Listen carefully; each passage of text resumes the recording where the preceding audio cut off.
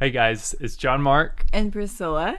and it's been a while since we did our last video. Sorry about that. We're trying to sell a house.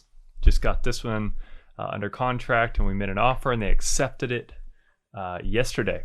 And so it's been a little crazy with us trying to get the house in order and get it sold. So I apologize for it being a while.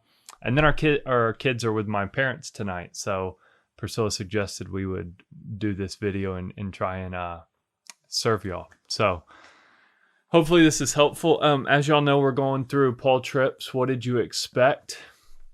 And it's an excellent book. We're in chapter 6. We're not moving too quick at this point. But chapter 6 is worth the price of the book. Excellent. Probably the most chapter. helpful chapter for us. Yeah. It really is the heart and center of this book, and really the heart and center of any kind of marriage conflict that we've dealt with people on. And so we want to talk about forgiveness. That's really what this chapter is about. He calls it canceling debts, but it's about forgiveness. And there's a really good quote I think you were going to start us off with. Yeah. On page 86, Paul Tripp starts with, I cannot think of a more essential ingredient in marriage than forgiveness. Yet forgiveness is not always attractive. Forgiveness is difficult and costly. It will push you to the borders of your faith. It will tempt you to fear and doubt. But when forgiveness is granted and debts are canceled, the return is much greater than the cost. Yeah, and you think the cost, I mean, that could be explained so many ways. I think of what Jesus said in the Sermon on the Mount, that if you do not forgive others, your Father will not forgive you.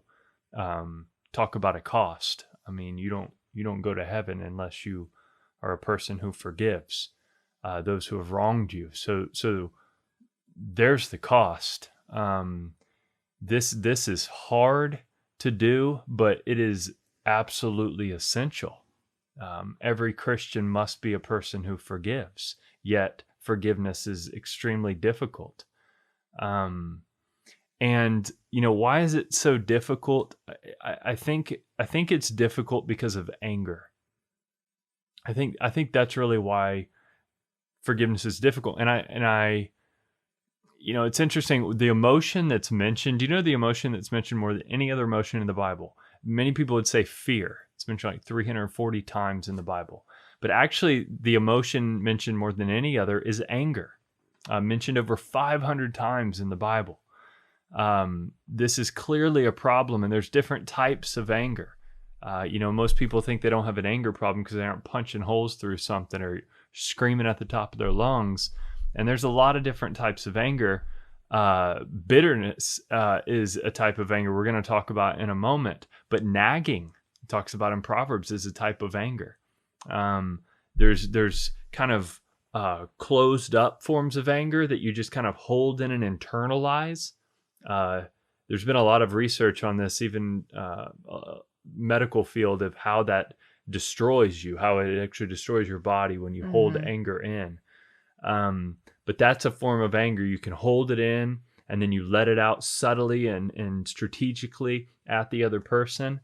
Or there's this blow up anger. This is what we oftentimes think of as anger, is the guy who has road rage or some horrible temper.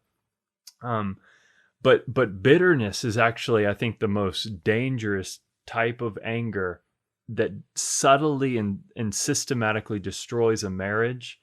I haven't come across anything that's worse to deal with in a marriage than bitterness. Whether that be our own in the past or helping other couples. It's a really nasty thing. Yeah, I actually always like to think of bitterness as like this, when you have a one of those chain necklaces and when you find a knot in it and it's so hard to untangle. And if you don't get rid of that, that the next time you wear it, you're going to have another knot and another knot. And then to the point that it's easier to just pretty much cut that necklace off or toss it because it's so hard to untangle it.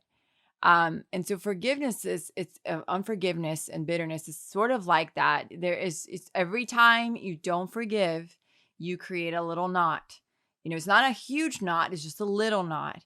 And at first, there's a way to untangle it. It's obviously there's a little cost involved. You have to deal with conflict. You have to do certain things, but you can untangle it at first. But when you start building up those knots, it's really hard to untangle. And a lot of times that when couples get to the point of, really unhealthy marriages is when those knots are just so hard. They can't see a way out, they just choking them. So that's the point where we were at. And it took the Lord to really untangle the huge knots that we had. So I don't know, like there's an aspect in which forgiveness is like the thing that could save your marriage, and bitterness is like the destroyer. It's like the very opposite. Absolutely. Yeah. I mean, so what do we say to somebody who knows those knots have been created, the bitterness is there, and you want to begin to let it loose? I guess it's so hard for people. Why is it so hard for people to untie knots and forgive? And I would say, as a person who's been through that, I would say that there's a temptation there. Bitterness, there's a temptation involved with bitterness, because when you don't forgive, what you're basically doing is you're not canceling that person's debt. When they sin against you, there's a debt that's created, between you and that person and your spouse, obviously. So when you have a debt, you're holding on to somebody's debt. There's a power there. You wanna have the control. You wanna have that power. There's debt is also identity. Paul Tripp talks about that. You feel a level of superiority over your spouse. I'm better than you because I didn't sin like that. He says that also debt is entitlement. There's something about the fact that person owes you. And because he owes you, you now have that over them, and you make them do things, or you use that to get things from them and manipulate them. Also debt, he says, is a weapon. How many times do you have those lists of things that in your mind that you use in your fights with your spouse, and the more you have, the more you can use.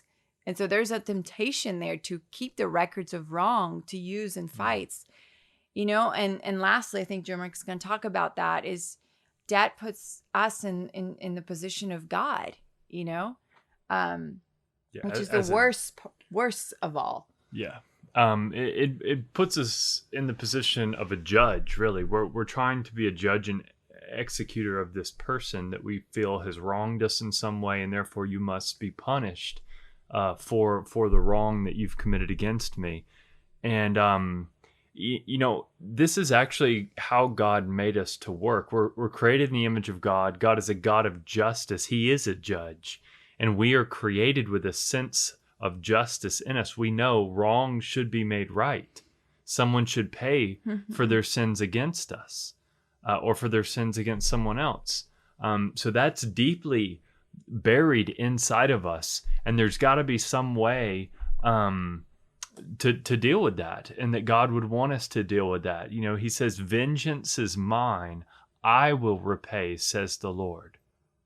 And so, at a very base level, we have to let God be God, and we step back and realize our role is not to be the judge of that person, and to leave it to the wrath of God, leave it to the vengeance of God. And there's a huge temptation there to want to make that person feel guilty, to make your spouse feel guilty, to make them suffer because you think they deserve it. And sometimes God has already forgiven your spouse, and the gospel has been displayed in his life, and he's asked for forgiveness, and you're now in sin because you're now trying to be God. Yeah, that's what I was going to say. So if your spouse is a believer, you are now trying to inflict punishment when Christ already took their punishment. You're trying to then go back and punish them again, but Jesus was already punished on the cross for them, and now you're trying to add your anger and punishment where Jesus already took that for them.